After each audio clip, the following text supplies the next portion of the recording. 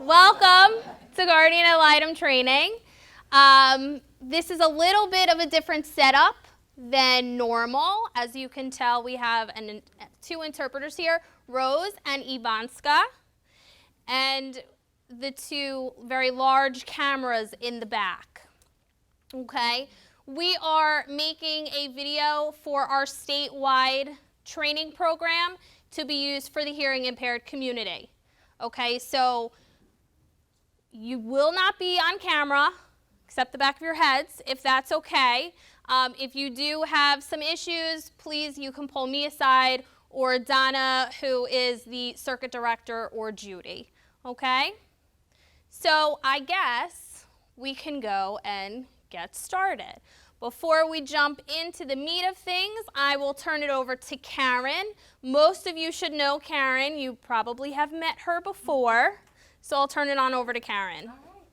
Well, I just want to thank you. I think what you're doing is such a valuable thing. I do it myself as a guardian, and what you're about to undertake is probably one of the most noble missions that anyone could have. So we really appreciate everyone who's here, who's taken the time. I know it has been a process to get here, but also the kids are really going to benefit. And you guys have so many different skills that you bring to the table, your experiences both in life and work, and I'm really excited to have such a great group because we really need kids. Every day you listen to the news, you hear kids coming into the foster care system, and we need advocates like you. And now we're getting the deaf community involved, so we're really excited to have partners in this endeavor too. So it's going to be really great. We're going to be able to serve more kids and help out. So thank you guys for taking this step today. And you're in really good hands. Jessica's a wonderful trainer. I took training from her when I first started as a guardian about 1.5 years ago, and I really enjoyed it. So I hope you guys feel the same, and I'm just excited that everybody's here, and good turnout. Thanks, guys. All right, so how many of you are excited to get started? Well, that's a good sign. All right, so just really quickly a little bit about myself. My name is Jessica Falanga.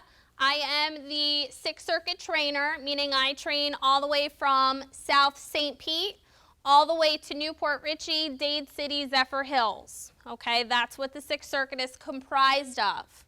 I have been in this position for a little over 2 years and have been with the program for around 3 years.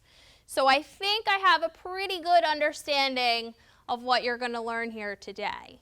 All right. I am not from Florida. Can you tell? A little bit? Okay, anybody want to take a guess? New York? I get that a lot. Oh, hey, yes, Jersey. And everything you you got that? Yeah, I did. See your accent on your lips. You could see my accent on my lips. I'll try to work on that.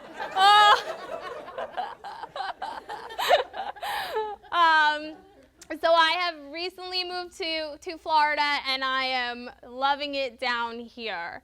All right. The person to my left is Judy Tagney, and she is the area coordinator. Yeah, I work mostly in Pinellas County. I'm not too much in Pasco.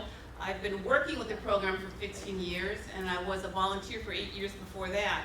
It was back in like 1993 or so. I took the training just like you guys are, and I remember the training so vividly. So I hope we can do just as good a job with you guys tonight as was back there. All right. May I? This is your folder. It is going to contain all the material that you are going to get over the next few classes. Treasure it. Don't lose it. You'll only get one, okay? So what I like to tell my new recruits is you will get probably 107 handouts. Make a binder, make a folder. We will not have time to go over all of the handouts throughout this class. However, These handouts will be very, very important in your guardian ad litem work, and they will be very useful to you in the near future. So don't just kind of put them off to the side. Really hold on to them because they will answer a lot of your questions in the upcoming weeks when you start your work. So we have a sign-in sheet every week. Please make sure you sign in. As you can see, there are a lot of you in this class. I will try very hard to remember all of your names. It's probably not going to happen, okay? So please sign in. All of you should have received an email from me with your schedule attached. Okay, there is also one in the folder for you to look at. Okay, let's talk a little bit about phase 1. We have 3 phases of training to become a certified guardian ad litem. The first phase, okay, is your application, your pre-screen with Karen, your videos that you were supposed to watch, your references, all of that good stuff. So guess what? You're done with phase 1.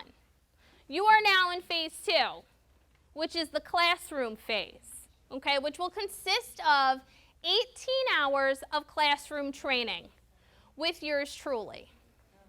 I'm a good time, I promise. Okay? Phase 2 will also be comprised of some court watch, which we'll get into right before the break, and we'll kind of talk you through what that is. After you complete your classroom training, you will move on to your phase 3. Your phase 3 training consists of you receiving your child advocacy manager, that would be like your supervisor in the program. You will be given your first case to start working, and you are going to also receive what we call a fieldwork coach, which is somebody who is going to be with you in the beginning of your case to walk you through the first couple weeks, because it is challenging. Once class is over, we give you a case and say, okay, now we have somebody who is going to be there to walk you through, all right? Any questions with phases 1, 2, or 3? Perfect. I've already explained to you what the fieldwork coach is. Okay, those are experienced guardians, and they've been with the program for quite some time. And they've had multiple cases that they have worked to completion. So it's not like you're getting a brand new guardian who's only been in the program for 6 months. You will be getting a guardian with upwards of 3 to 20 years experience working for our program, okay? Child advocacy managers, we call them CAMs, okay? C-A-M, that's our acronym. We speak in a lot of acronyms here, okay? So if I say an acronym and you have no idea what I'm talking about, please tell me, because I don't realize I talk in acronyms, but I do. They are your quote-unquote supervisors, okay? When you get your first case, you will be assigned to a CAM, and they will be the ones who you will be reporting back to on your home visits or any issues that your children or families might be having, and they are the ones who are going to be walking you through the process and giving you the guidelines and telling you how to proceed if you have a question. So they are going to be your point of contact for the Guardian Ad Litem program. Snacks and drinks, they're in the back, okay? We have some chips, maybe some crackers, and some water. I understand that this is that dinner time slot. If you feel as if you would like to bring dinner, by all means do so. You can eat and drink freely in here, okay? Breaks. We will break one time in the 3-hour span, okay? So usually around 7:15, we'll break for about 15 minutes. All right, so don't be worried about not getting a break. If you do need to use the restroom, you don't need to ask permission. Your adults, get up and go. If you need to answer your phone, please please do that. I just ask that you walk away from the room, okay? In-service trainings. We hold in-service trainings monthly. In-service trainings are wonderful for our guardians to attend. The reason why they're so wonderful is because how many of you can tell me what a psychosexual evaluation is? Perfect. When we have that in-service, I would expect to see every one of you there, okay? We hold special trainings for our guardians to get a better understanding of the dependency system. This is a very, very complicated system to understand. So that is why we hold these in-service trainings for the benefit of our guardians and the benefit of your staff too. We learn things on a daily basis in this crazy system of dependency. And you need to be recertified every year. Part of being recertified is you need 12 hours of ongoing training. So those in-services, would they come in handy to become recertified? They would, okay? But other things can be included in your recertification process. You can go to an off-site training. We have many, many off-site trainings within our community. Reading a book or an article that is designed towards dependency can count as some hours. We send out a newsletter monthly. If you read that every month, you get 6 hours for the year. Okay, so that 12 hours sounds like a lot, but it's really not that much. You guys are going to be coming out of this class in September. So you will not need to worry about recertification hours until the beginning of next September. Does that make sense? Because technically you've already gotten all your hours from just this training process. But I encourage you, as new guardians, to attend in-service trainings. We also have brown bag lunches that are held the third Friday of the month. And that's a nice time for the guardians to come together and kind of talk to one another, all right? What else for in-services? Brown bags. That's really it, right? Team meetings can count. The coordinators will have team meetings where people will get together. Maybe they go to a restaurant.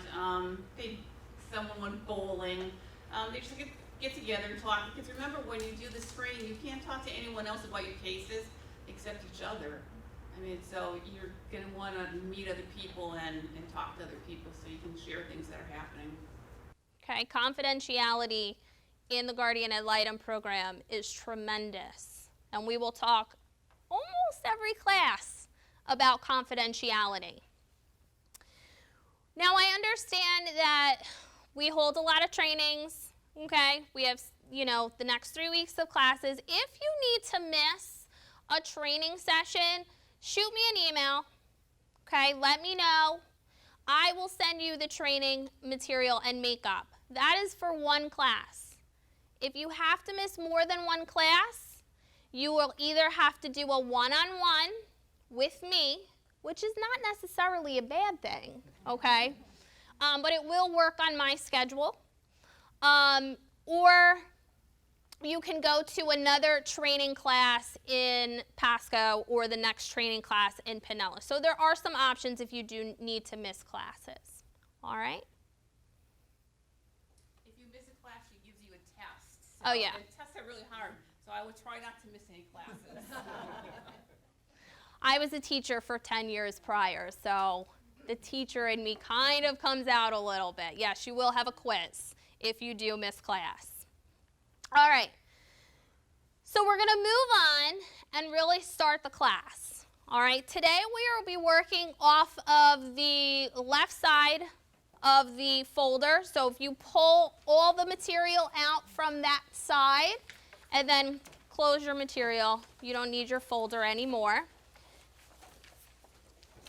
I've made your PowerPoint where you can take notes, all right? Or, no, never mind. they're not. They are? No. Oh. Yours don't look like this? No. I guess Suzette printed them out. That's all right.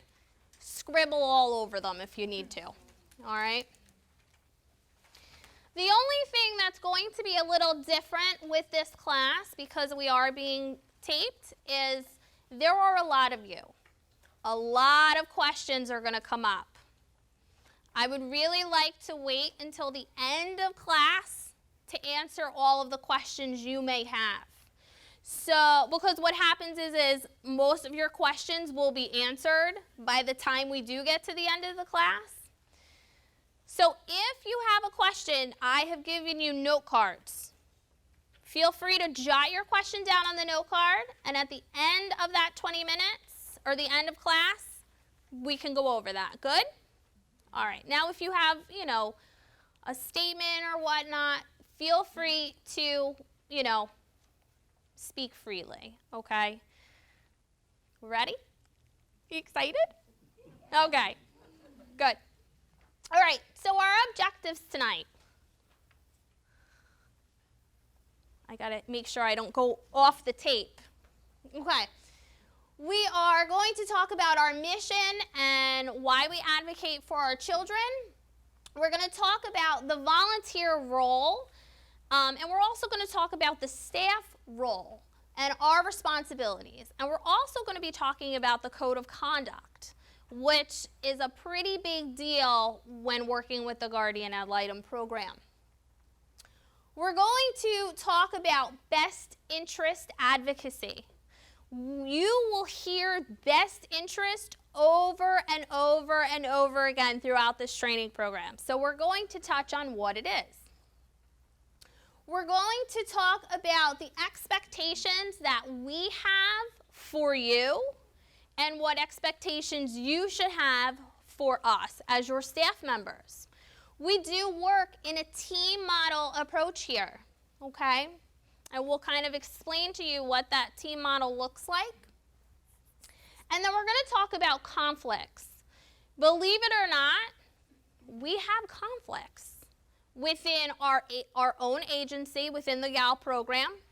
We could have conflicts with an outside agency, as in case management. So we're going to talk about how we're going to work within the conflict and all kind of come to an agreement of sorts. Okay? So what is our mission? Anyone? No? Too shy? Go ahead. Advocate for the kids. We are advocates for the children in the foster care system, okay? We advocate for kids that have been abused, neglected, or abandoned, okay?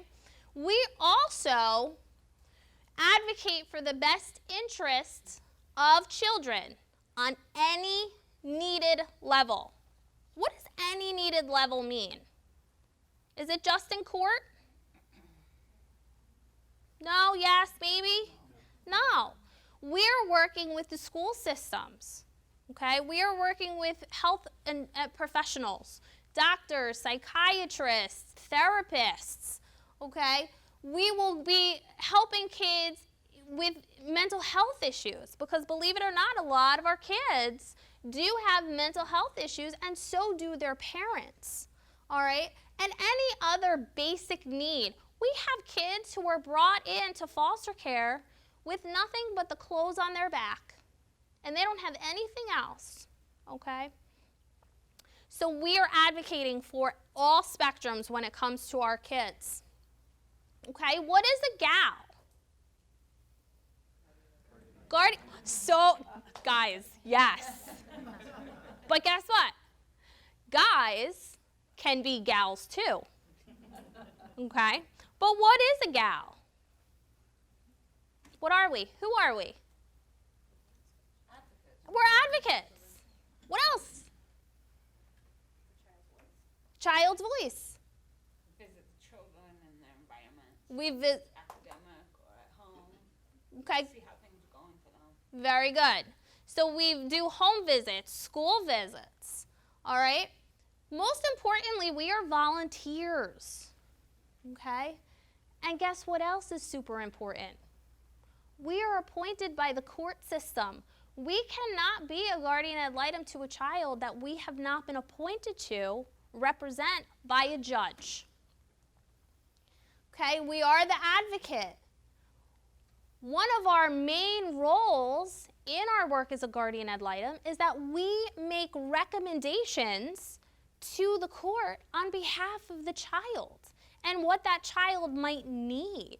For example, if we go out on a home visit and we notice that maybe little Johnny, who is 3 years old, is not walking yet. Is that a problem? Right? It would seem that there might be an issue there. We might recommend that maybe Johnny needs some physical therapy because maybe we've talked to the caregiver, or maybe we've talked to the doctor and the doctor is recommending that this child receive this service. We would be recommending that to the court. Okay? We speak to the child's best interest. What does that mean? Because this is where it gets, there's that best interest word, right? What's that mean? What is the best interest? What's probably most safe and secure for the child? Safe and secure for the child? Are we going for what the child wants? Or what the child needs? Okay, could be both. A lot of times, what the child wants is a lot of time not in the best interest. All right? If you ask any child that's been removed from their parents where they want to go and live, what are they going to say 99% of the time? They want to go back home. They want to go with mom and dad. But what happens if mom and dad have substance abuse issues or domestic violence issues? Is that really what's in the best interest of that child to place them there just yet? No. All right, so that's what best interest advocacy is. Okay? We work as part of a team with the guardian ad litem CAM, the child's best interest attorney, okay, for our program, and you, the volunteer. That is what our team is, okay? But most importantly, we are a powerful voice in the life of a child. Our children will remember their guardian ad litem for years to come. They might not show you in the beginning that they are thankful for the work that you may have done for them, but years later, they will understand the work that was done for them. Who are the children that we work with? Okay. We work with any child under the age of 18. We work with children that have court-appointed services, meaning they're in the dependency system, and that we, the Guardian Ad Litem program, have been appointed on their case. They are victims of abuse, neglect, or abandonment. Some of our children live in foster homes. Some of our children live in group homes. Some of them live with grandma and grandpa or aunt and uncle in a relative home. Some still live with their parents. Is anybody shocked with that? That sometimes our kids who are in the foster care system still live with mom and dad in the home? If they're in the foster care system, I'm shocked with it. I'm New York foster care, and they wouldn't be in foster care in New York. They'd be somewhere else. Okay. And that is I don't want to say a misconception, but sometimes when you think of foster care, you automatically think that that child's out of that home and they're in a traditional foster home that's being run by the state, okay? We have a new way of thinking down, around here with methodology, which we'll get into in a future class. But kids can still be technically in the foster care system and still live at home with mom and dad, all right? Now let's go back up to the foster homes because there are more than one foster home. There are different types of foster homes that we have around the state, okay? We have traditional foster homes, and that is people who go and want to be foster parents, and they go and take their very intensive class. It's like 18 weeks. It's a lot to become a foster parent. That's traditional. Then we have medical foster homes, which are traditional foster homes that the foster parents have taken additional medical training. So they will have medically needy children, maybe a child who has cancer, okay? Or maybe a child who's on a breathing machine that they're specially trained to deal with. Then we have therapeutic foster homes, which is the same foster family. They have gotten the extra training for therapeutic homes. And those are foster parents that may take in the behaviorally challenged children or children who need a safety plan in place. And we'll really get into what a safety plan is in a future class. But they are specifically trained to deal with children who might have those issues, okay? We deal with all children of all ages, ethnicities, social classes. There are no bounds when it comes to who comes into the foster care system. Best interests.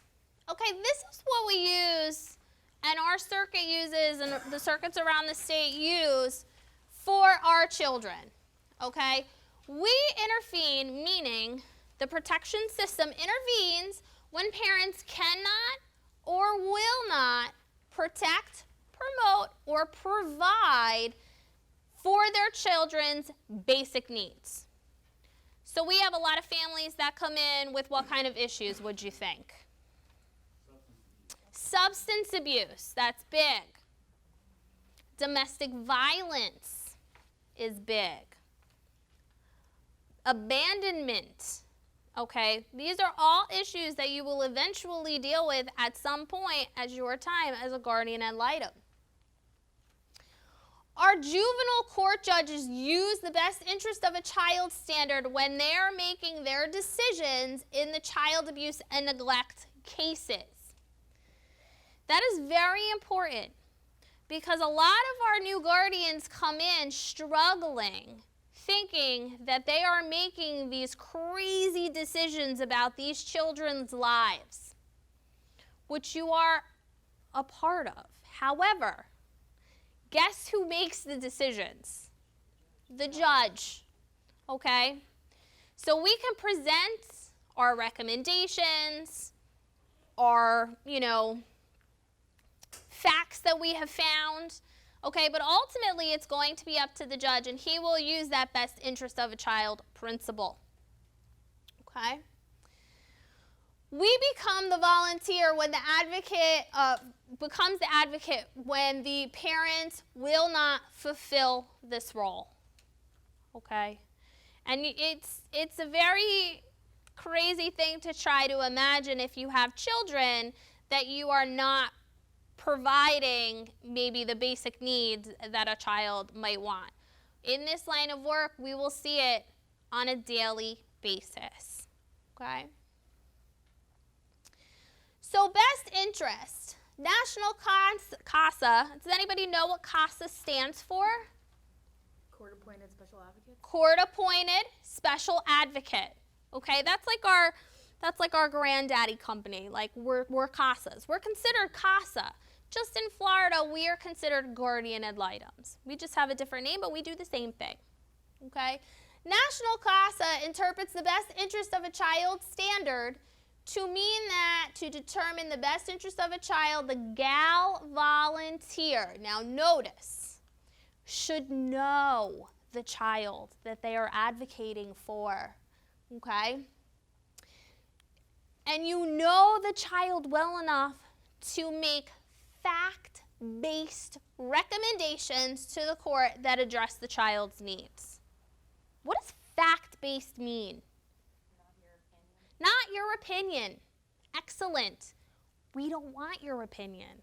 The judge does not want your opinion. He wants the facts. We have to remember, as guardians, we are reporters. We tell the court what we see. Okay?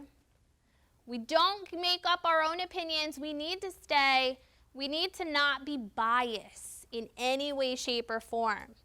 If we start to become biased, that's really not going to be a very good thing. A few things could happen.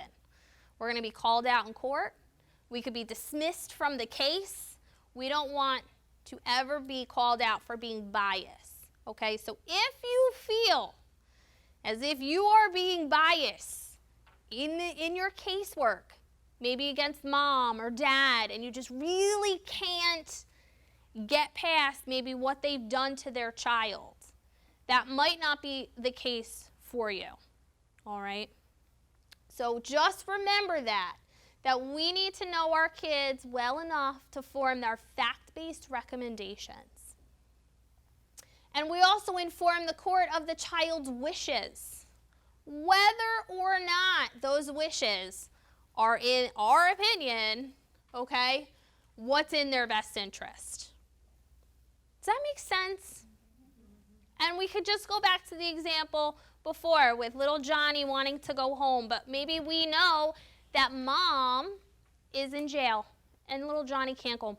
We're still going to report that little Johnny wants to go home. Okay? So here are some of the factors that are used in determining best interest. Is that child safe? You will hear this over and over and over again from your CAMs, from your best interest attorneys, from case managers. One of the first questions we will ask you is the child safe? Is his or her unique culture being respected? We have come across issues with our children's cultures and them not being respected. We will have, in a future class, we will be talking all about cultural diversity, so you'll hear a lot of good examples of what I'm talking about with our cultures. Is the child's sense of time being honored? This means two things. If you're working with children who are in the school systems and they're of school age, do we really want to be pulling them out of school to attend court at 11:30 in the afternoon? I would hope not. Okay? We would try to get a court hearing that's later in the day or first thing in the morning so we can get those children to school. So we need to be conscious of their time. We also don't want to be pulling them out if they're in activities or after-school functions. We want to make sure that they're living the normalcy, okay, and we'll talk a lot about normalcy, that other children that are not in the foster care system live day to day. The other thing of time is, okay, I want everybody to just kind of close your eyes really quickly. Just do it. Close your eyes, okay? Now, can we remember a time when we were little? Think to when we were little. What was the best part of your childhood? How many think it was Christmas or Hanukkah or their birthdays? Or my favorite, the summer. Remember, Jersey, snowed a lot. Okay, open your eyes. Did you get a flashback of when you were little? Okay, those memories are vivid. Now, when we are dealing with children in time, if we say to little Johnny, soon, in a little while, how do kids interpret soon? Now. How do kids interpret a little while? It's a second after now. Okay? Think back to when you were younger and Christmas and Hanukkah and your birthday and summer. After those kind of went past, right? Let's say your birthday had just happened. When you were young, didn't it feel like your birthday was never, ever, ever going to come again? Right? That Christmas was so far away. That's what we have to take in when we're dealing with our kids, that we can't say things like soon, in a little while, because kids interpret time very differently than we do. Should the child be present in court? This is a really good question. When do you think that children should be in court? What age? 13? Teenagers? 12? Ideally never? Okay. Okay. Technically, these children are allowed to go to every court hearing because it's pertaining to their lives. Okay. A lot of times our court judges will excuse children who are very young, infants. They will say they don't need to come to court. But our older children have the right to be there. And as guardians, it is part of your role to ask those children if they want to be present in court every time you see them. Because if they tell you yes, and we go to court and they're not there, what's going to happen? The judge is not going to hear the case because that child's right has not been honored. All right, so it just makes it a lot easier for everyone if that child wants to go, then we make sure that that child shows up. Now, as far as age, it depends on a lot of factors. I start asking my children around 5 and 6. Even though that's a little young, I will still go ahead and say, do you want to go and talk to the judge? All right, but there's many factors that I have to take into myself. Are mom and dad, are they incarcerated? If they are incarcerated, is it appropriate for a 5-year-old to see mom and dad handcuffed? Because in our county, they are handcuffed in a jumpsuit and they're brought in. Okay? Is that appropriate? No. All right, so there's many, many factors that we need to take into consideration. Talk to your CAMs when you get your first case, and they will be able to kind of guide you further. Okay? And can this child speak for him or herself? I love working with the teenage population. Yes, I am the trainer, but I also have cases that I work also. I like to work with the older population. Does anybody want to know why? Because they can talk to me. Tell you everything. They can talk to me. Exactly. It's not that I don't love the babies and the infants. They're so cute and goo goo gaga. But for me, my personal liking is that I can't talk. I don't know what that baby wants. I don't have children, so it scares me a little bit. Just a little bit. But my older children, I was very used to dealing with teenagers in my teaching career. So I dealt with people, my kids from 14 all the way up to 18. I'm very comfortable with interacting with them. Okay, so my older children, I always encourage them to come to court. because they can speak for themselves. They have a voice, all right? And I always like the judge to see that child.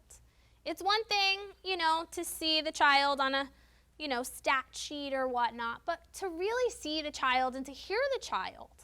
Our judge may pull the child into chambers if the child doesn't want to speak publicly, okay? Because don't forget, mom and dad will be in the courtroom. Sometimes the judge will excuse everybody from the courtroom. It's really going to depend on the judge that you're working with, okay? But if you have children that are old enough to speak for themselves, absolutely encourage them to go. Don't force them, okay? So let's talk a little bit about C-Safe, okay? C-Safe, common sense and critical thinking. Makes sense, right? Common sense. Safe placement for every child. We need to make sure that our children who are in the foster care systems that are in a safe environment. Advocacy. We identify and resolve initial and ongoing child, legal, and best interest needs and issues. We need to be advocating for these children if they're in care for 12 months, if they're in care for 18 months. We are always advocating for them because situations change with children. An issue might come up in month 13 that was not present in month 2. So we have to have our ongoing advocacy. There's that facts. Facts are so important. Okay, we need to obtain our case facts and we need to independently verify them and assess them. Independently verify, what does that mean? I'll tell you what it means. We work with a case management agency. The case management agency and the Guardian Ad Litem program, we obtain many of the same information. Or maybe the case management team gets more information that we don't have. But that case manager tells us. We don't want to just say, oh, okay, well, the case manager told us. We want to go that extra step and verify, okay, what we have just been told. That only looks the best for us when we go into court, when the judge asks us. I can't stand in court and say, well, the case manager told me. I mean, I could. But the judge would prefer me to say, I had spoken to the case manager about it. I have then now contacted so-and-so at this agency. Makes sense, right? Expedite. We want to make sure that the placement decisions, child services, permanency goals are happening in a fast manner. Years and years and years ago, kids would come into the foster care system. And what would happen? They would stay forever, and they would age out. There are statutes that have been put into place to make sure that our children do not grow up in foster care. All right? And we expedite these children, either having them be reunified with their families, and if reunification is not an option, that we get these children adopted, okay? And we'll go into that tomorrow, okay? C-Safe is a primary objectives for our children. It achieves desired child best interest outcomes, and it achieves the best possible permanency goal as quickly as possible, okay? And it resolves child safety issues. Now, if you notice on the PowerPoint, there's lots of little asterisks there. C-Safe is the Guardian Ad Litem Child Advocacy Team philosophy. So C-Safe is our philosophy for our program. Good? Super. Okay. Role of the Guardian volunteer. You have a lot of them. The first one is you are an investigator. How many of you knew that? That's it? Guys, get your badges on. Oh, you'll all get one. That wasn't a joke. You will be investigating, meaning you are examining the situation. You are interviewing parties and people who are involved in your case, and you are gathering information. You are gathering records. It might be medical records, school records, who knows what kind of records, all right? You are getting all of this information. Why do you think you are gathering all of this information? Oh, so many all at once. So we have the facts. That's exactly right. We cannot work a case without gathering all of the facts. All of the facts includes record gathering, interviewing, okay? You are a facilitator. That means you are identifying resources and services for our children for their individual needs. Well, what does that mean? Okay. I am a teacher. My child is struggling that I'm working the case. Can I tutor my child? But I'm a teacher. No, I can't. Conflict of interest. Conflict? Someone who's doing Okay. bad in your class. But if I can't teach them, what can I do? I can find the resource. Excellent. I could find the tutor. I could call the school and ask the teacher if there's an after-school program. Is there a tutoring program? If we can't find anything maybe within the school, maybe we'll look at an outside resource, a private tutoring company. That's what we're talking about with identifying resources, okay? I'm not providing the direct service, but I am identifying what's out in the community. We are an advocate. We speak up for the child by making recommendations to the court on their best interests. How can I make a recommendation if I have not done my due diligence with finding the facts? Can I? I can't. I cannot be an effective advocate if I am working with 25% of the facts. Okay, I need all of the facts. So we really need to make sure that we get everything that we need to make those recommendations and get those services for those children that's in their best interest. We monitor. When we monitor compliance. Meaning, in the dependency system, our parents will be given a case plan that they need to work. In that case plan, there will be services that these parents and or children may need. Let's say little Johnny, and I will always use little Johnny. Little Johnny needed, what did he need earlier? Physical therapy. Okay, remember little Johnny needed physical therapy, so maybe we went to the court and we recommended that little Johnny needed physical therapy. And we presented our facts, we talked to the school, we talked to a therapist, we talked to the caregiver. The judge decides little Johnny, based on the facts, does in fact need physical therapy. So the judge will order that little Johnny needs to be put in physical therapy in 60 days. And he will order that. Now what happens in 60 days? Comes and goes. You go out on your visit, ask the caregiver, how's little Johnny doing in physical therapy? And the caregiver says, he's not in physical therapy. Do we have a problem? We do. Okay?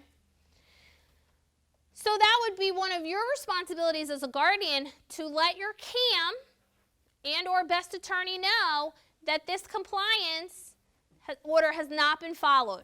There might be a very good reason. A lot of times, service providers have a waiting list, okay?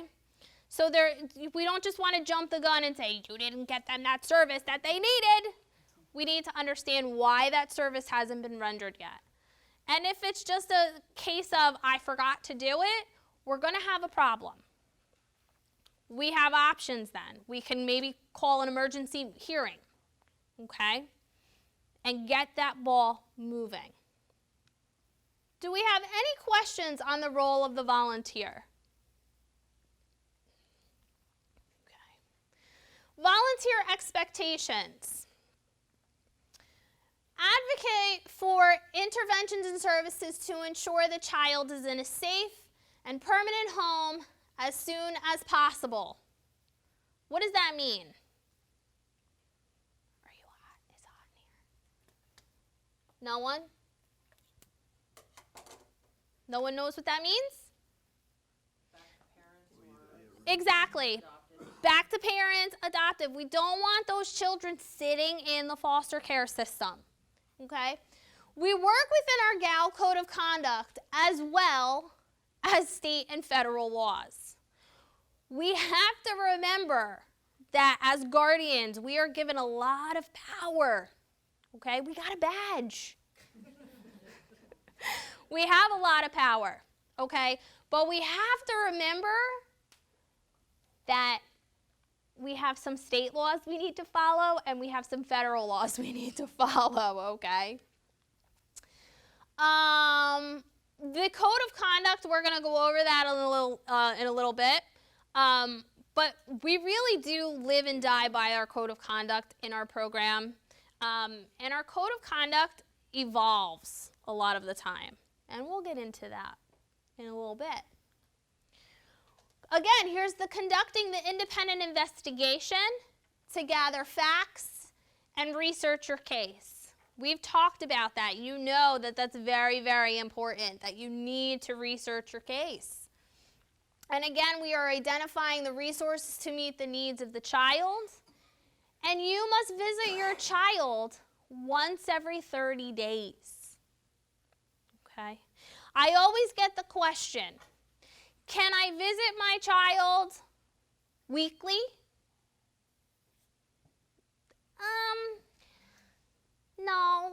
We would prefer you didn't, because that falls outside of our role. As a guardian, we need to remember that we are not a Big Brothers, Big Sisters program. We are not a mentoring program. We are not trying to be their parents or their grandparents or their friends. We are their advocates. So we need to make sure that that boundary does not get crossed. That being said, if you go on your visit and little Johnny says to you, but I have a school play in 3 days, can you come? Absolutely. We encourage our volunteers, if they are invited to after-school activities, go. It's showing support of our children. Okay? You also need to maintain regular contact with your guardian ad litem staff. Okay? Email, we love to email. We love to have phone calls. We have an open door policy here. You don't really need an appointment. You can pop into the office. If we're here, great. If we're not, sorry. But we don't have a 9 to 5 schedule, okay? We are out in the field as your CAMs just as much as you are as volunteers. We are in court. We are going to home visits. We are observing parental visitations. We are going to staffing. So we are out about in the field just as much as our volunteers are. Okay, you need to maintain written documentation, meaning any kind of interviews that you have, any kind of, all right, this is how I tell my guardians. I tell them to get a notebook. Composition, 3 subject, whatever. And write everything down. Why do you think it's important to write everything down? You could forget. Let's see. To protect yourself. Linda, hi. Could you please tell me what you had for lunch 17 Saturdays ago? Are you sure? Chicken fish sandwich. There's always someone who has the same thing every day. Okay? It's very difficult to remember something from last week to 3 weeks ago to 6 months ago. What about 13 months? Do you think you're going to remember details very vividly? No, you're human, okay? It's very important to write them down. Because if that case was to go termination of parental rights, and you did need to testify in that termination trial, you have your notes. So if mom says, well, the guardian ad litem, she never tried to contact me. She never left a message. If you kept a notebook, you think you're going to have all that information? Well, Judge, on January 14th at 3:15 in the afternoon, I called 555-547-7777 and left a message. 3 days later, I called the same number and it was disconnected on January 14th. I received the new phone number February 1st, 727-555, blah. Do you see where I'm going with that? All right, it's very easy for you to recollect something if it's written down. Let's see. Attend meetings and court hearings on your case when possible. We understand that you are volunteers. What time do you think court and meetings are held? That's right. Monday through Friday, like 9 to 5. All right? How many of you work Monday through Friday, 9 to 5? Okay. About 9 to 9. 9 to 9, even better, okay?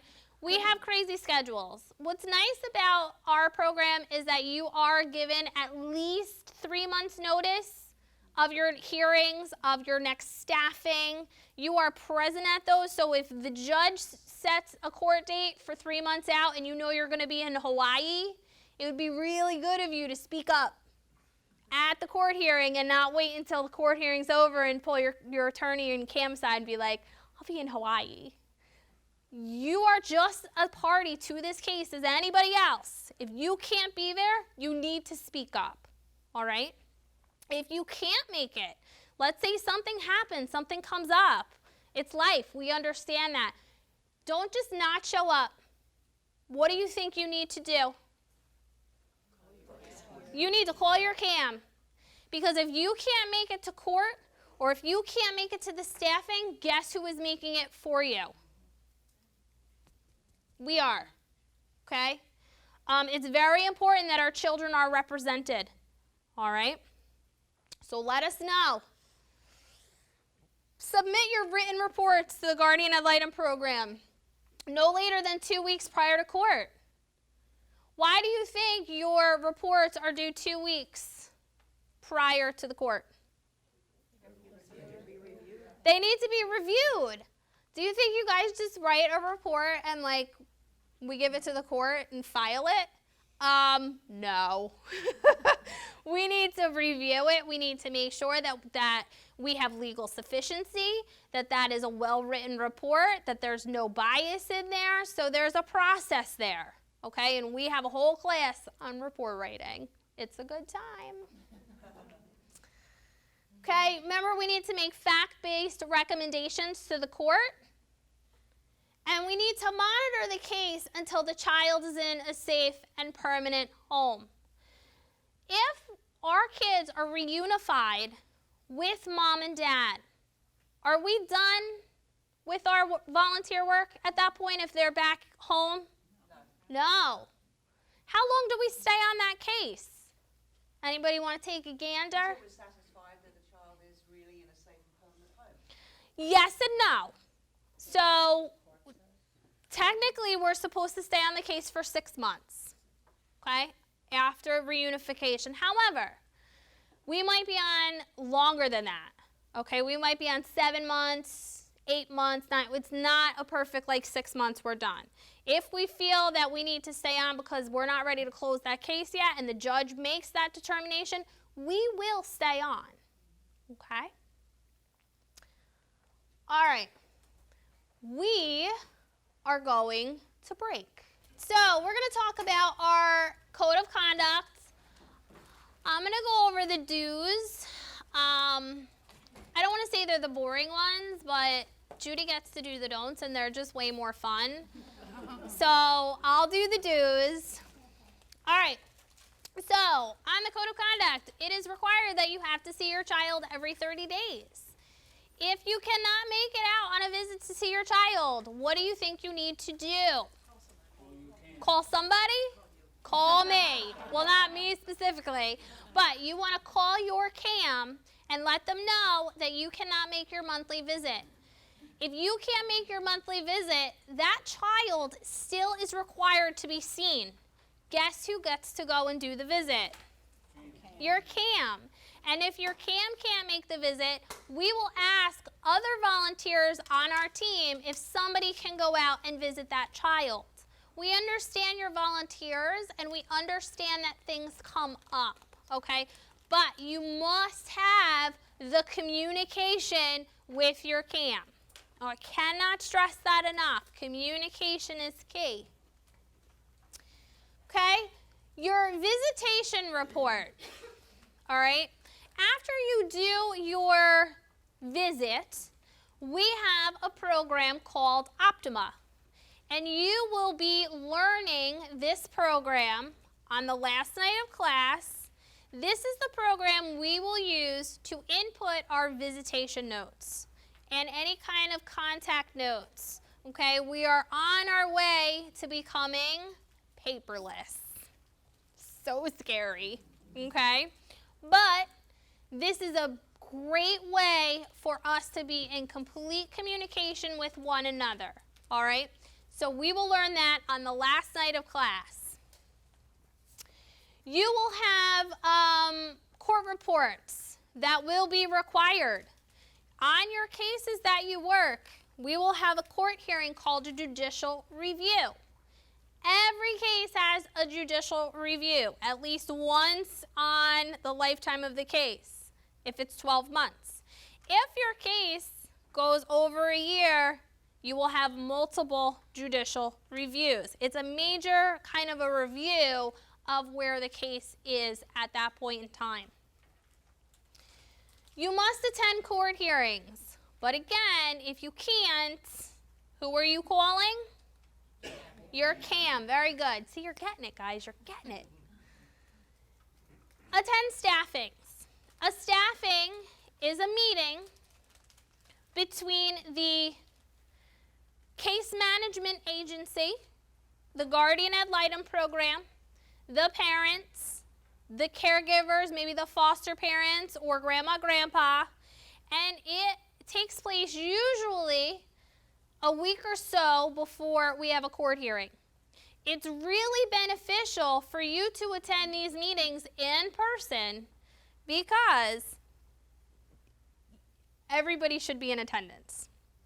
So if you can't really maybe get in touch with mom and dad, sometimes our parents are very hard to track down, but they usually will show for a staffing. This is a really great time to find out how they're doing on their case plan. And we will talk about release forms that parents sign, but what happens if they don't sign the release forms?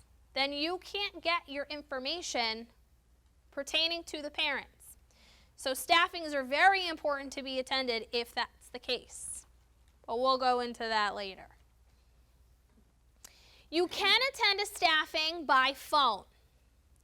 The problem with attending a staffing by phone is they have a big table and everybody sits around the table. And then they have the phone on the end. And really the only person that you hear is the moderator So mom's all the way at the end of the table. Are you going to really hear that well? No.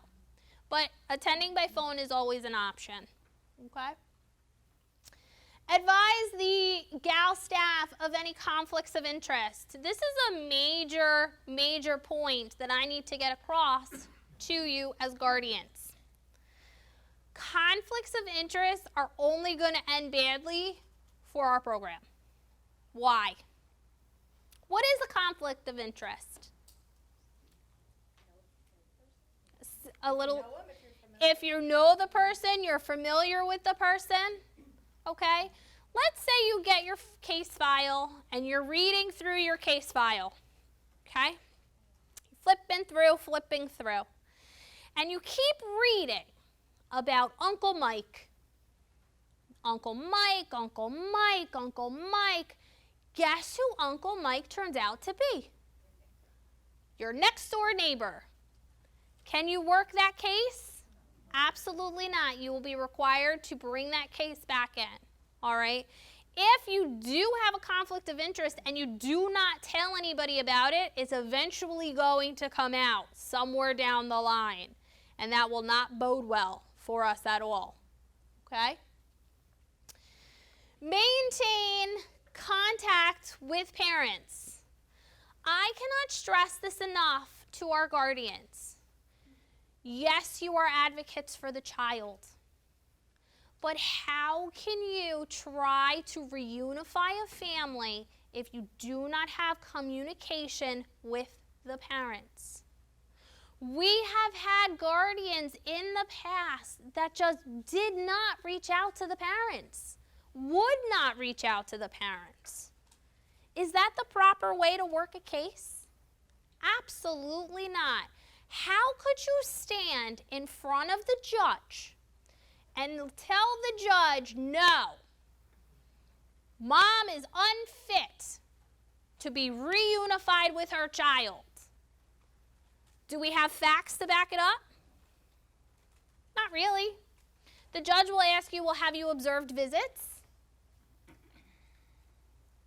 Well, if you say no, can he really take your recommendation seriously? Absolutely not. Yes, we are advocating for our children, but the parents are part of the family dynamic. We need to be talking with them. We need to be communicating with them. We need to gather our records on our case. We've already talked about why it is super important. If for some reason you cannot get a record on your case, reach out to your CAMs. We may be able to help you get a record that you are needing. All right? Advocate for what's in the child's best interest. Again, the best interest principle might not always be what the child wants, okay, but really what's in their best interest. There it is, maintain regular contact with your CAM. We had a guardian not so long ago who worked a case and then disappeared. Couldn't email, phone call, we didn't know where they were. 3 months later, we had court, and guess who showed up to court? The volunteer. And we said, hey, where have you been? Oh, I went on sabbatical to Europe. That's awesome. Good for you. But guess what? They never told us. That case is an ongoing case. We need to make sure that we are covering that case in the absence of a guardian. So that communication is so important. Report case updates to GAL staff on visits of children. Okay, if you think that something is amiss, okay, in your visit at a home, please don't just wait. If you feel that child is in danger, if there is a safety issue, a neglect issue, any major thing that you kind of feel that something's going on here, don't just put it in your report on Optima. Like, give us a call. we might need to kind of talk about it, maybe get the case manager to go out. There might be an issue.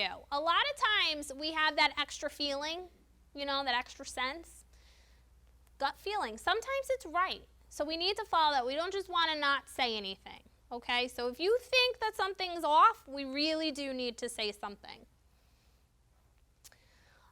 Maintain your case documentation. See, this is tricky because we're going paperless. So with the case file, you will be, when you start out your cases, you will be getting a paper file, which we have on paper. Anything after that, it's pretty much going to be in our database.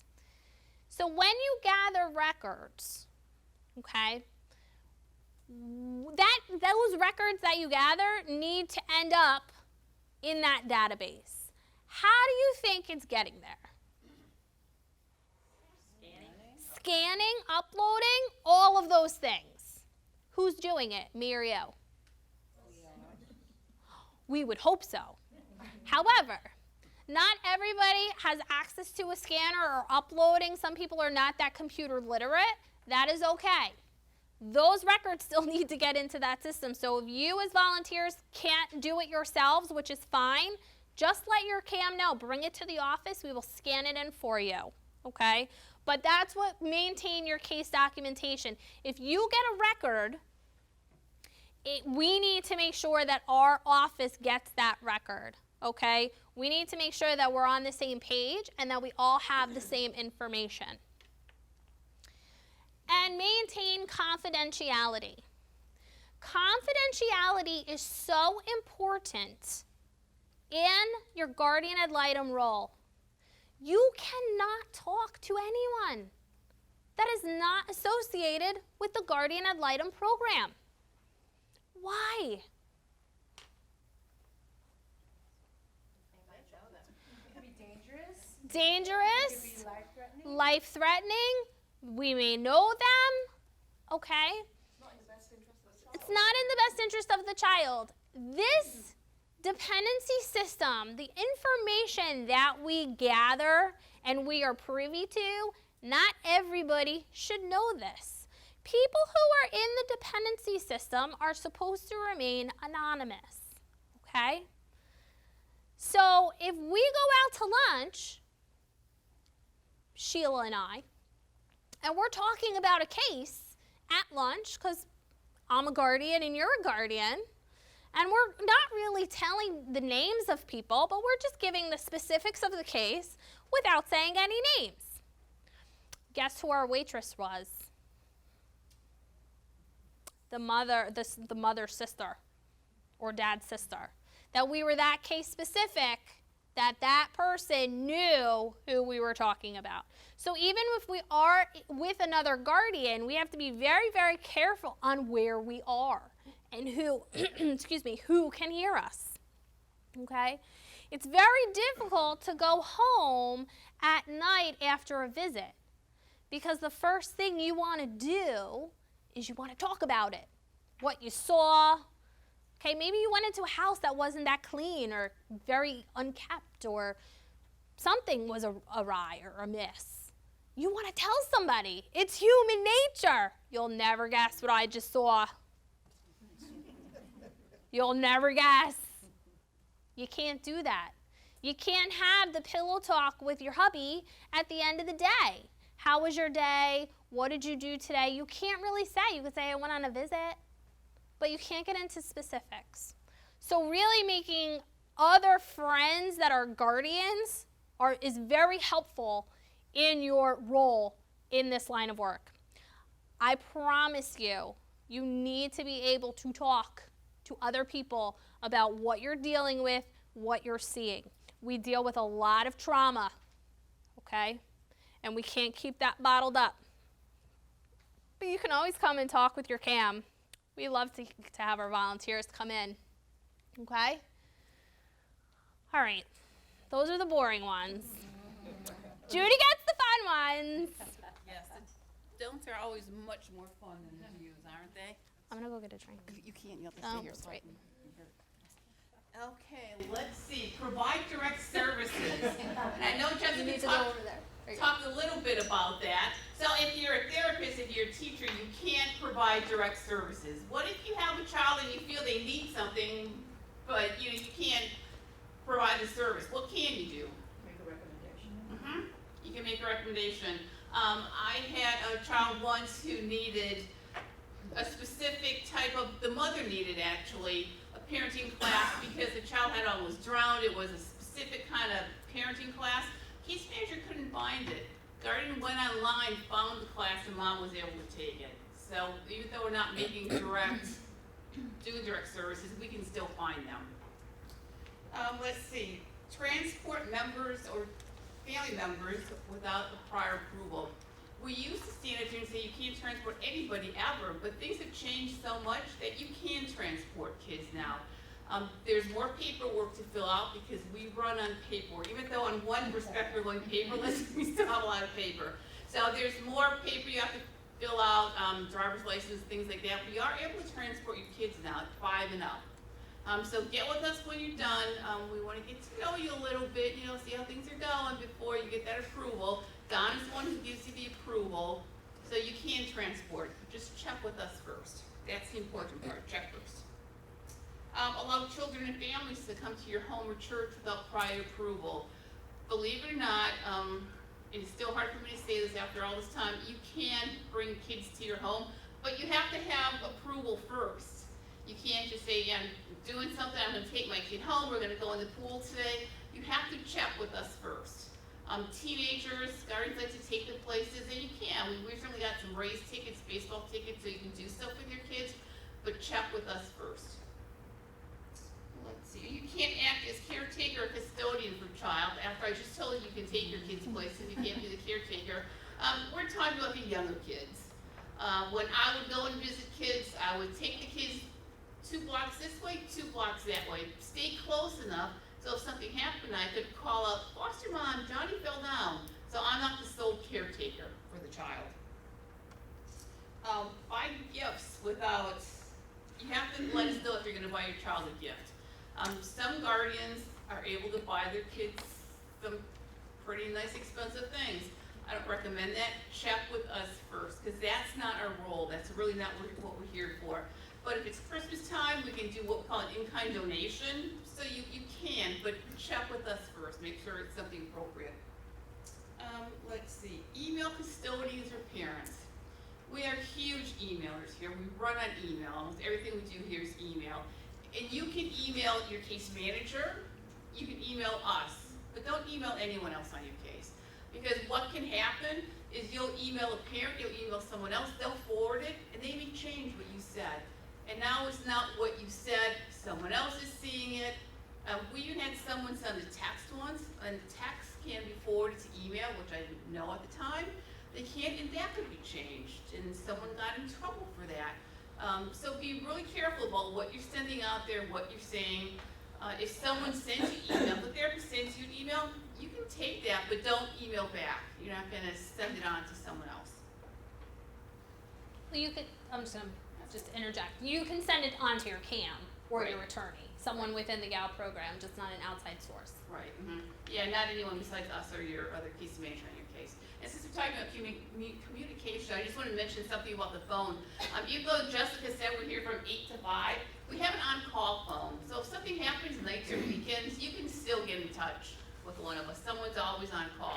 So if you have any emergency, you can get with us.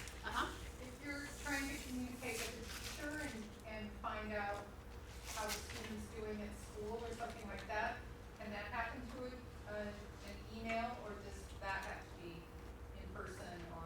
Okay, her question is if you're communicating with someone at school or a teacher, can you do that through email?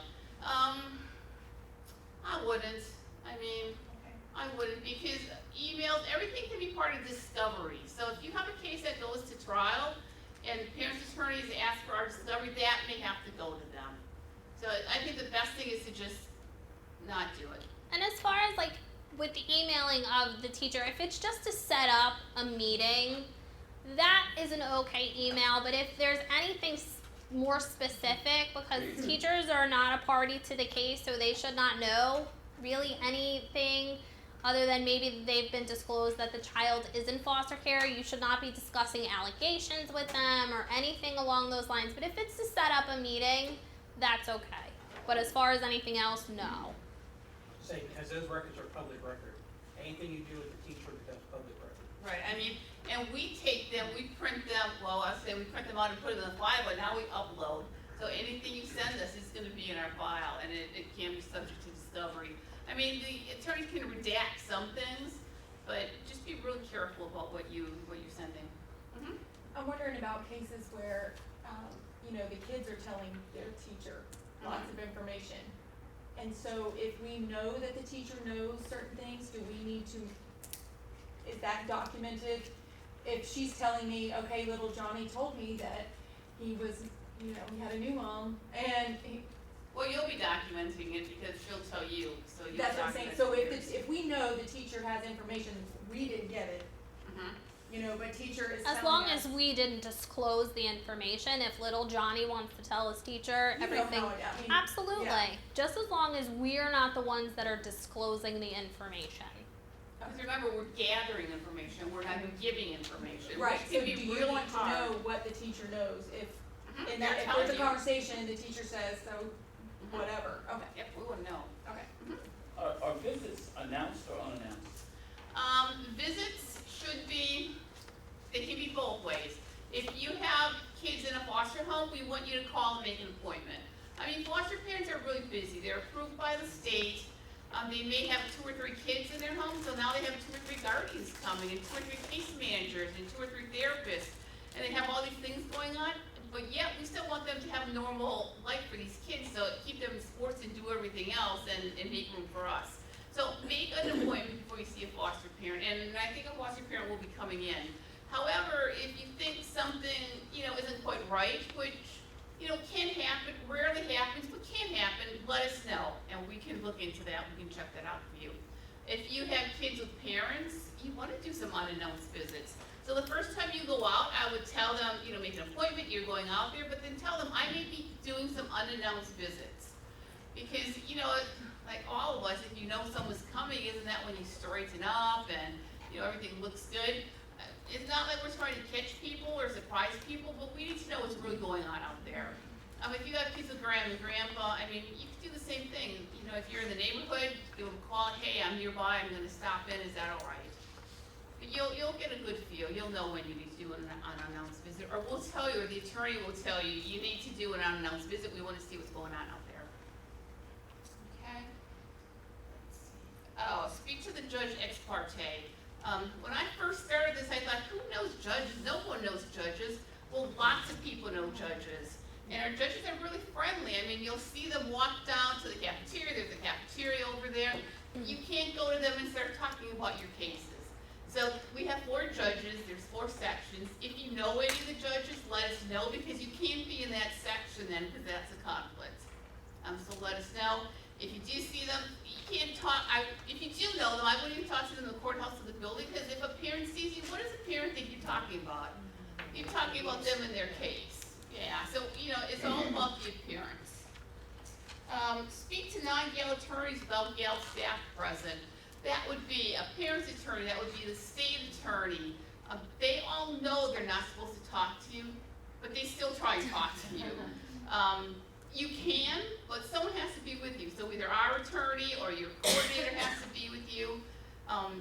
We don't want you to, they may ask you what your recommendation is on a case, and we don't want to tell them what a recommendation is until we finalized everything. So maybe there's more information you have to gather, something else you need to know, and then we'll tell them what our recommendation is, but don't talk to them. I've seen attorneys take people and pull them in these side rooms and talk to them. I've seen attorneys repeat what a guardian says in the hallway, but not the way they said it. So just be a little guarded. Or a phone call gets put through to you. Our secretaries are really good, but they don't know every single attorney. So if someone gets through, just let them know, I can talk to you, but you need to call the office and make an appointment. Let's see. Oh, disclose information except to the court. That confidentiality again. Everything you gather will go in a report, and it goes to the judge. I mean, you can talk about things with each other.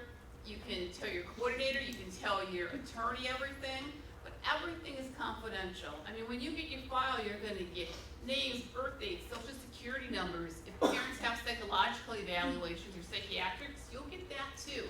I mean, that's all pretty confidential. I wouldn't want information like that floating around to everyone, but that's what you'll have. So keep it confidential, but guard that information too, the files, your computer, so no one else can get into that.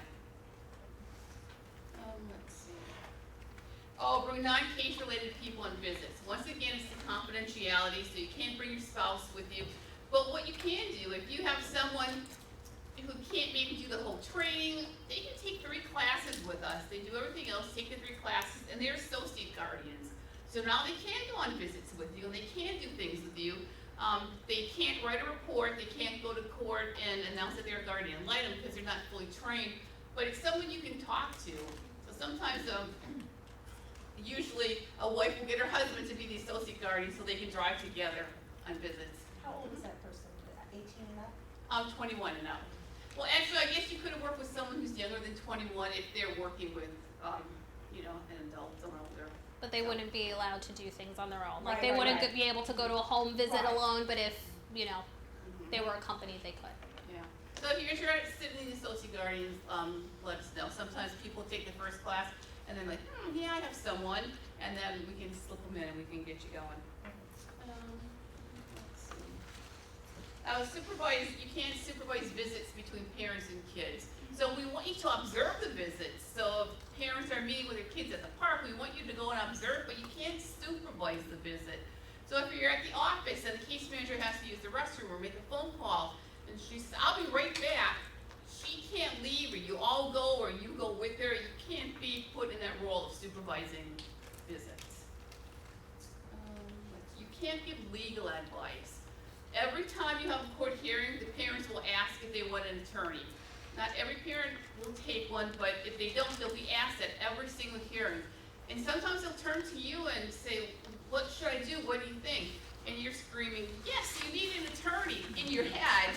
And on the outside, you're saying, I can't, that's your decision to make.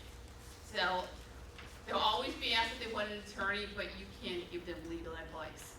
And some of the don'ts that we don't have up there, which are the most fun, let's see. If you're in the courtroom, can you be the podium for me? Oh, yeah. In our courtroom, there's a podium, and everyone will come and gather around the podium. Make sure you're standing near our attorney when you go, because if you're standing over there and our attorney's here and something happens and you want to talk to each other, you can't. You have to be standing near each other. Thank you. That's a do. No, you're not done yet. I said you. Once again, if you have a parent and the parent's standing over here, don't stand near the parent because it makes it look like you're in alignment with the parent. You want to stand off to the side. Usually our attorneys will stand way off here to the side. So stand with our attorney, don't stand with the parents. What else? Oh, I had a guardian one time. It was a good case. A mom was reunified with her kids, so it's ending well. They're standing in court, and the mom and guardian hug each other. As soon as I got outside, I went upstairs to the office. That case manager, supervisor, was calling me, saying, your guardian is not being objective. They're hugging mom. So be aware of things like that. Your body language. Some of us, some of us. So when you're in court, if the hearing doesn't go your way, and hopefully it will, but not all the time it goes your way, be careful with your facial expressions. I had a guardian one time, a parent was signing surrenders, and it's not it's still sad. Parents are giving up their kids, and they ask a series of questions, and the answers are either all yes or all no, I can't remember. But as the parent was doing it and being questioned and giving the answer, the guardian was shaking her head the opposite way. So while the parent's saying yes, she's shaking her head no. It's not giving the right sign that we want. So be aware of things like that. Let's see. Oh, if you bring a picture or if you bring something your child made for the judge, you can't just walk up to the bench and give it to the judge. Bailiffs don't like that. You have to give it to our attorney, and they will share it with all the other attorneys and see if they can give it to the judge. Don't promise your kids that you can give things to the judge for them, because if a parent's attorney or someone says, no, we don't want to do that, the judge will get it, so don't promise your kid, yeah, I'll make sure they see it, if he gets it or she gets it. So be careful what you promise your kid. You know what, don't be careful what you promise. Don't promise anything. Don't make any promises to your kids. Don't promise I'll come and see you next Sunday, unless you're gonna be there on Sunday. Because our kids have had so many disappointments. Parents not show up for visits. We don't want you to be, you know, someone else who disappoints them. So don't make a promise to them unless you can keep it. What else? Oh, there's lots. I know.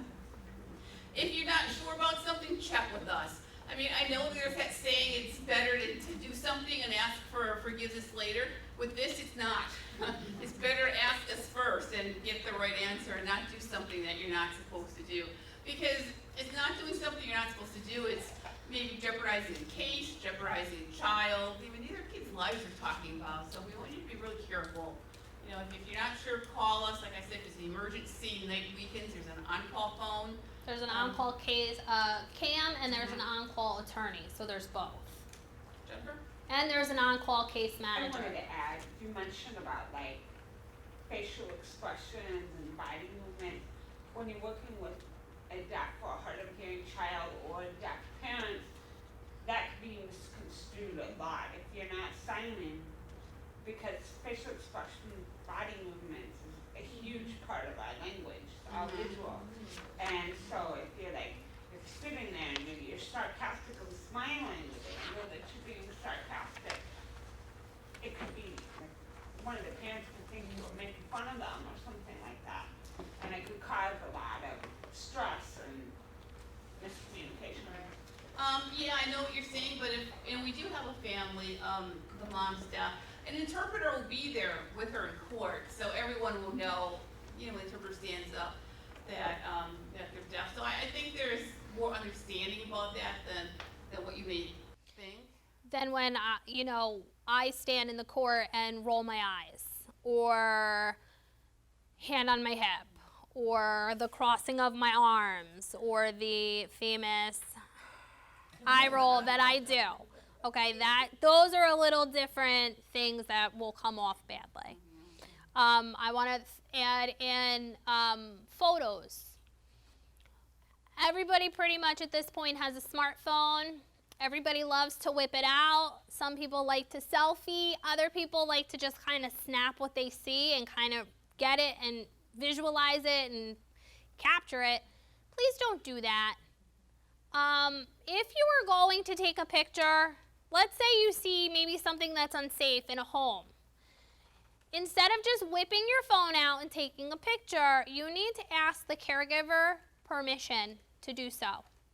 They're either going to tell you yes, they're going to tell you no. If they tell you no, you must respect that decision, all right, and not snap the picture anyway. Kids, can you take pictures of your children? You can, but you need to ask permission before you take a picture of your child. After that you've been granted permission to take a picture with a child, can you throw it up on social media and say, my gal, child? Why not? Confidentiality, very, very good. Okay, and we'll get into social media, the really do's and don'ts, but just know, and don't take things from people's houses either. We've had guardians in the past that has maybe found something that was not the safest, and then they show up with in the office and say, look what I found. No, you just stole. Remember, remember the laws of the land. They are still in existence. Yeah, don't go into people's homes if the doors are locked. If you're standing in court and the judges will ask you, is there anything you want to say? You're the one who's seen the child the most, probably, more than the case manager who's seen the child last, and they'll ask you, what do you have to say? If you're talking and you're, talking and the attorney goes, that means stop talking. Because the attorneys know the judges, they know if it's been a long day in court, they get a good feel for the judge, or maybe you're saying something you shouldn't say. So, make sure you're in tune with your attorney, what's going on. And the court court system works differently in every circuit. So there might be a circuit you work in that doesn't have a podium. I know in Pasco, we do not stand around a podium. We sit at tables. So there are differences how courts are run, but no, in our county, we do stand, in Pinellas, we do stand around the podium, and in Pasco County, we sit down. I mean, and every judge is different. Right. They all have their own personalities. Jennifer?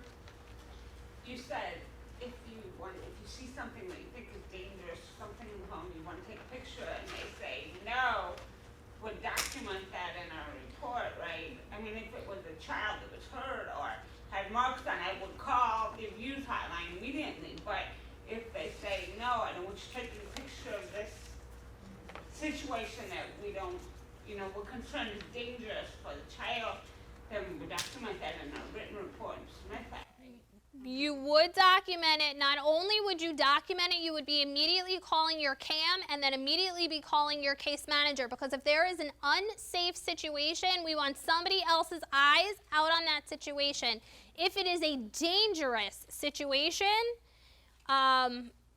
we all know what's considered dangerous, not dangerous. If you're in a dangerous situation where you feel that you need to call 911, then you call 911, okay?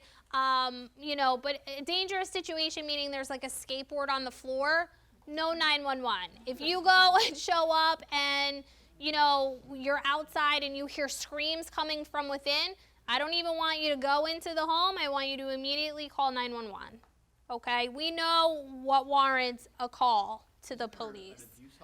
There is an abuse hotline, but if you're in a dangerous, we call you first. you're going to learn how that works tomorrow.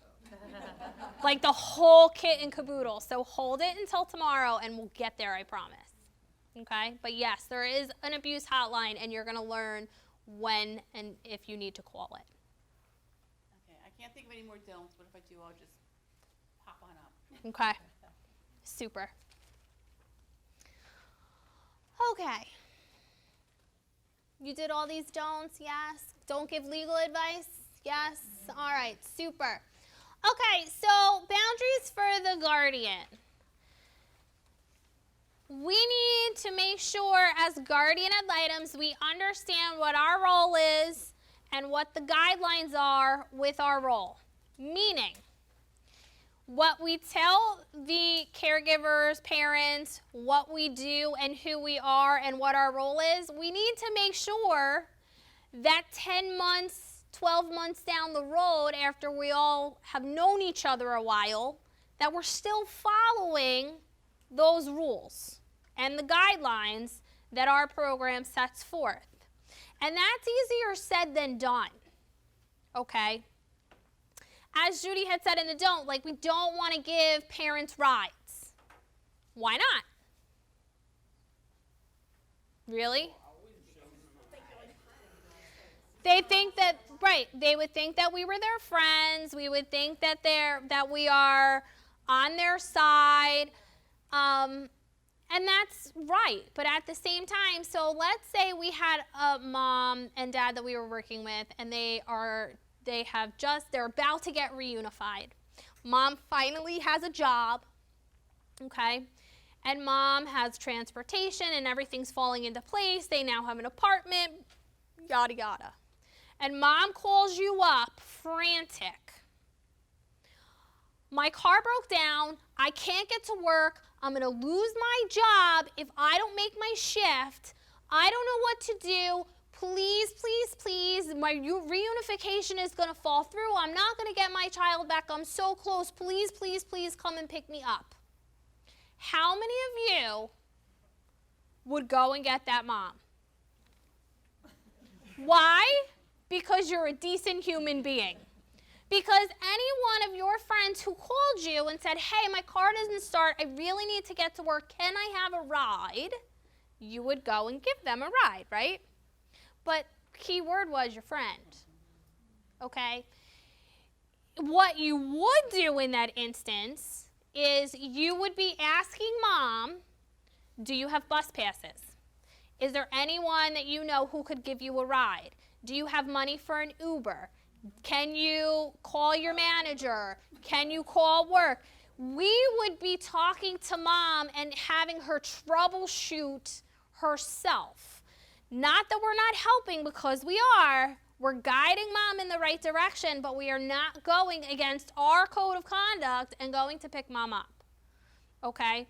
Because we're trying to prepare mom for that life again when she gets her children back and things come up and things happen, and any other person has to figure it out, okay? We'll be there to help you, but we can't physically go pick you up, okay? We could call case management. There's so many options that we could do at that point.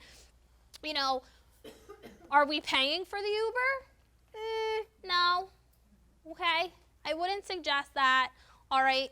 When parents are in the dependency system, they are given bus passes if they need them. So the first people that mom should be calling is her case manager immediately. Okay? So you see how that works? So in the beginning of the case, we'd be really be like, no, we're not giving you a ride. But right before reunification, and we worked with this family for so long, and mom's ready, and they're ready, and you might be willing to kind of bend those rules. Do not do that, okay? We need a balance of involvement and objectivity, okay? Key word here is objectivity. We need to stay objective through the entire life of a case. I cannot tell you how important it is to stay objective. I have had many cases where I never thought dad was going to pull it through or mom was going to finally follow through. But I have to give everybody the benefit of the doubt. I have to stay objective from month 1 to right before reunification and or termination. I have to keep that open mind. We need to stay objective. And if you find that you cannot keep objective, you need to let your CAM know immediately. Conflicts are going to happen. Okay? We're human. So Dale is working a case. Okay? And he's been working a case for 9-10 months. And I am his CAM. And it's time for reunification. And Dale comes to me and he says, I don't think mom is ready for reunification. I will kind of talk with him and maybe find out a little more why he's feeling this way. He may have facts to back it up. He might just have that gut opinion. But I'm going to talk to him. If I pull the files and I look and talk and get the attorney involved, there might not be legal sufficiency to not reunify, to reunify. Okay, we need to make sure that we're not going off of a feeling. So maybe I'm saying, yes, we need to reunify, and Dale is still saying no. We're going to pull in the attorney, okay? The attorney might be the deciding factor on what we do. If you have a strong enough argument with facts to back it up on why we don't think reunification is a good idea, that's excellent. Our program will back you. But if you come with just saying that gut feeling, and we're looking at the case notes and seeing that mom is case plan compliant and dad is case plan compliant, and they've done everything on their case plan that they were supposed to do, we technically can't say no reunification. Okay? It's okay if him and I disagree or the attorneys disagree. That's what we're here for. We are here to kind of come together as a collective. Not everybody gets the same thing, and that's okay. We don't want volunteers walking away from the program because the CAM said we're going this way and you want to go this. Sometimes it's legally, we have to go this way, okay? So there's some things there. We have a lot of conflict. Well, I don't want to say a lot of conflict, but we have conflict with case management, and that's okay too. Case management might be pushing for reunification. Maybe before we really feel that they're ready for reunification because there might be A, B, and C problems that we are aware of. But they really want to go reunification. The guardian doesn't want to go reunification. They want to stay at, foster care for right now. Maybe they say that we need a couple more months. Guess who decides? The judge. Hold strong. If you have a feeling, okay, and I don't want to say feeling, facts, okay, on why we are not doing a certain thing and maybe case management wants to do something else, hold your ground. Because ultimately, it's going to be up to the judge to make that decision, okay? Remember that the child is the focus of the gal volunteer. If you see our triangle up here, it's the volunteer, the CAM, and the attorney. Who is in the middle? The child. The child is always the center. Always the center. Let's remember that.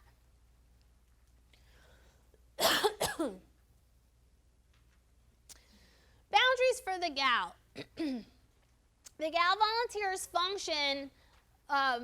functions as an objective advocate for the child and not as the child's attorney, parental figure, teacher.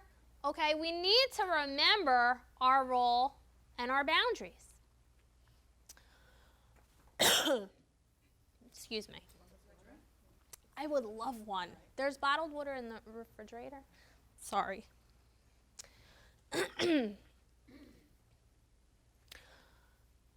I was going to say something funny, but I was being taped, so I won't say it.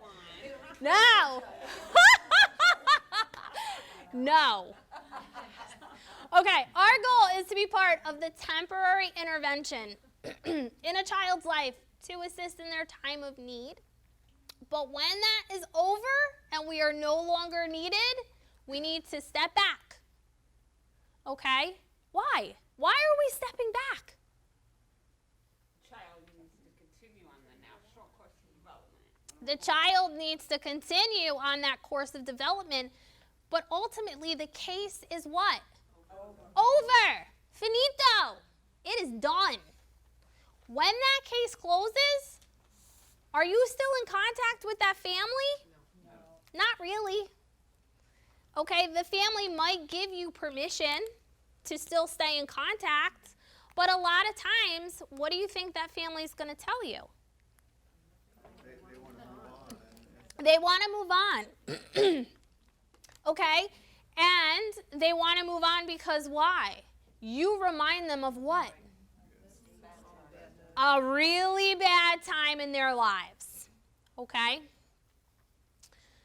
So when that child is in a safe and permanent home, your role as a volunteer has ended. But it's a really good time to come right back in and take another case. Like what I did there. Okay?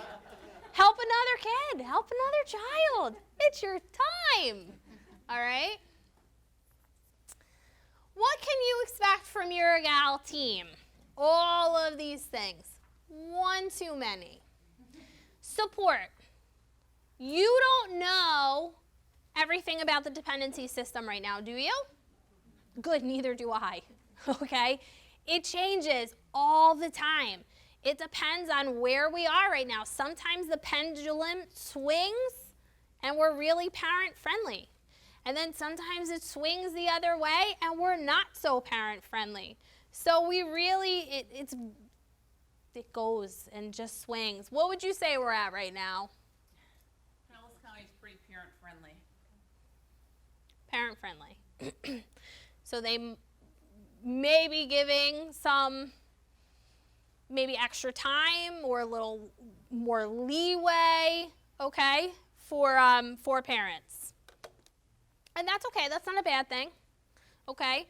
But if we're not on that parent-friendly swing, that's interesting when we're not. Why would the courts go otherwise? Well, because if you're talking, going the opposite direction would be terminating parental rights, and that's something pretty serious. I mean, if you're gonna take kids away from their parents permanently, I think that's the most serious thing that we do here. So judges are aware, you parents have rights. You know, unless they're TPR, parents still have rights. So, you know, we're attorneys, now they're judges, you know, I think we're more like social workers. So we're thinking from the heart.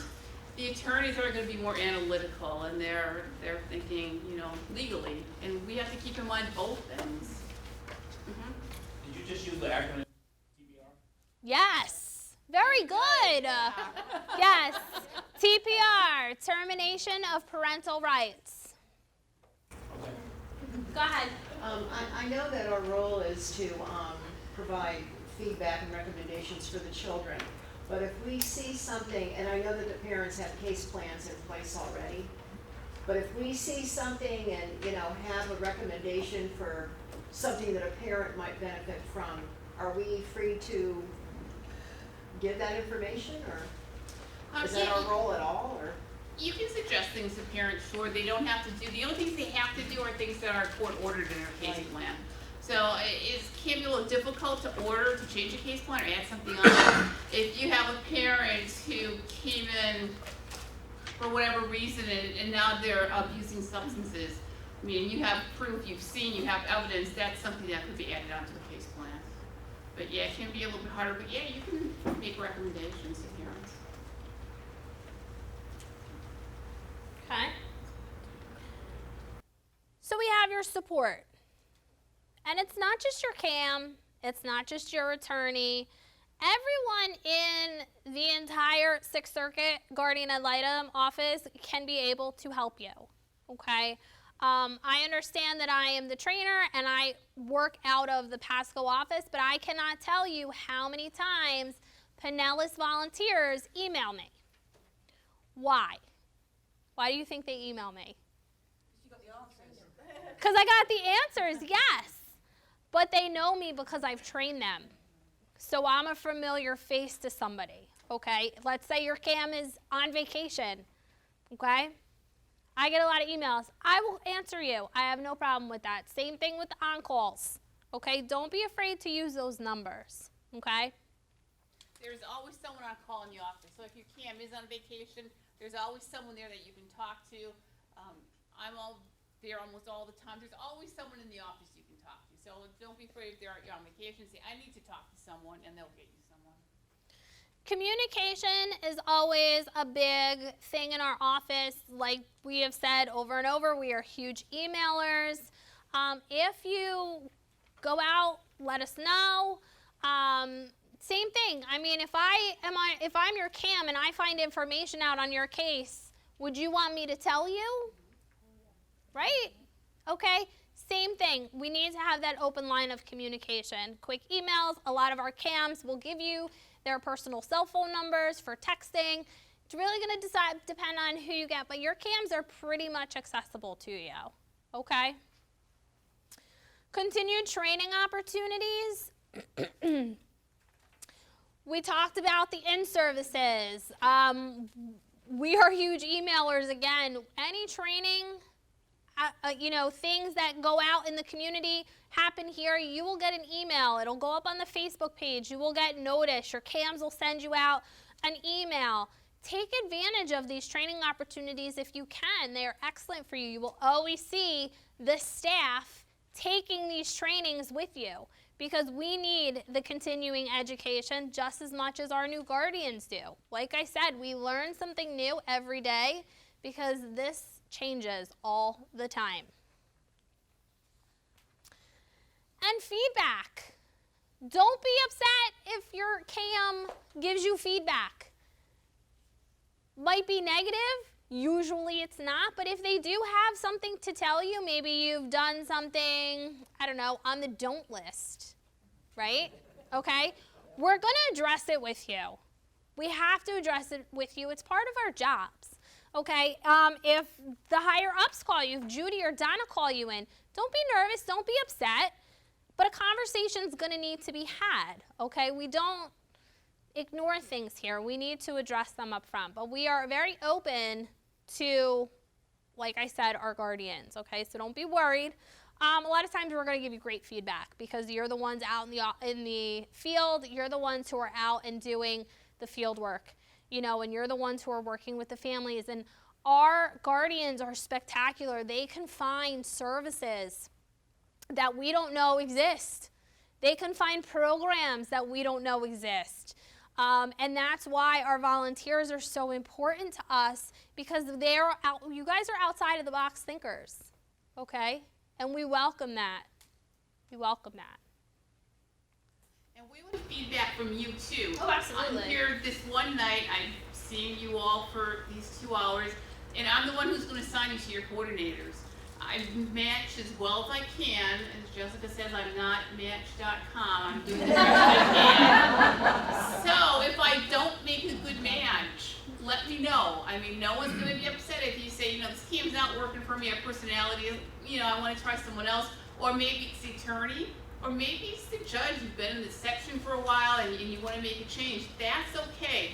But we can't make a change if you don't tell us. So please don't be afraid. Just call me. You know, we'll make the change. We'll do whatever needs to be done, because we want to keep you as volunteers. We're putting, you know, time and training into you. We don't want to lose you. We want to keep you happy. Our feelings as CAMs, we don't get hurt feelings if you and I don't work well together. I have a very strong personality. I do not baby people, okay? And some people can't handle that, and they need the softer tone. I don't have that. It's just not in me, okay? So, you know, it's okay. Our feelings don't get hurt. I would rather you go and be with this CAM who is a little more soft-spoken than leave the program, because ultimately, at the end of the day, it's our children that are number one above anybody else, and our families, okay? So, it's the almost end of class 1. We are going to read a story for a very important period of history in the dependency system. It's a pink piece of paper, if you can all take it out. It's called Mary Ellen's Story.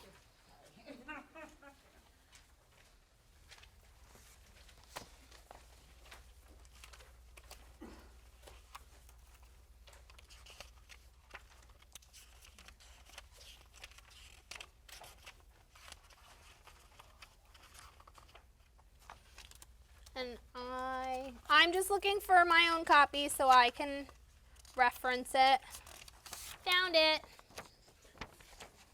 Okay. What I want you to do is I really just want you to listen to the story. I will read it to you. I will say that I'm not the best reader, but bear with, okay? All right, here we go. Mary Ellen's Story. Mary Ellen's case took place in 1874. Her spirit remains with us because her case is generally regarded as the beginning of public concern for the plight of abused and neglected children. Mary Ellen was a child whose father was dead and whose mother could not care for her because she was destitute and had to work full-time. The New York Commission of Charities and Corrections placed Mary Ellen with Mary McCormick Connolly and her husband, who were to care for her and report each year her progress. Instead, Mrs. Connolly abused her. She beat Mary Ellen, locked her in a room, rarely let her outside, and did not provide adequate food or clothing. Upset by the child's screaming, a neighbor told a mission worker about Mary Ellen.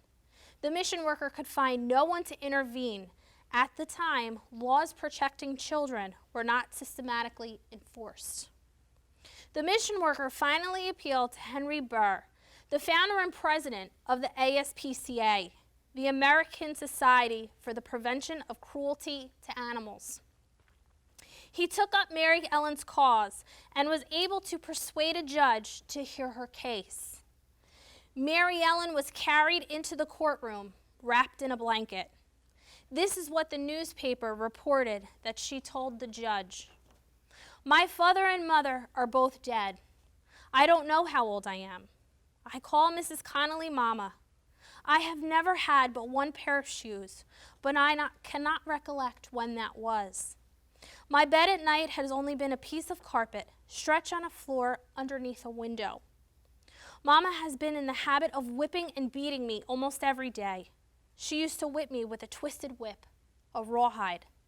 She struck me with the scissors and cut me. I have no recollection of ever having kissed by anyone. Have never been kissed by Mama. Whenever Mama went out, I was locked in a bedroom. I do not want to go back to live with Mama because she beats me so. Mary Ellen was removed from the people who had mistreated her. Her case stirred public attention, and complaints began to pour into Henry Burr. So many cases of child beating and cruelty to children came to light that citizens called a community meeting and formed an association for the defense of outraged children. That association gave rise to the Society for the Prevention of Cruelty to Children, which was formally incorporated the year after Mary Ellen's situation came to light. What stands out to you about Mary Ellen's story? Because this is a true story. Animal cruelty laws were in place before child protection laws. The ASPCA, there was animal cruelty laws in place, but there was nothing protecting children. What hits me about the story is it never said that her real mom was abusing her. It just said she had worked so much that she couldn't Right. take care of her. But she was taken out of that Yep. and placed with someone who physically abused her. Right. So her real mother just worked a lot, and the father was dead. And this mother just seemed to me, what I took away from the story, couldn't provide well enough for this child. So she was removed and placed in the care of someone who was supposed to be a better parental figure. Okay. Unfortunately, this is the first documented case of child abuse in our history. Okay. And that was in 1874. So when we pick up tomorrow and we have a law class, okay, that 1874 is a pretty big deal when we learn about a few acts that have been put into place. So keep that number in mind, 1874. Okay, that concludes our class for this evening. And I want to thank you again for taking your time out to come and be a guardian at Litem. It is truly wonderful work that you will be doing. Thank you so much.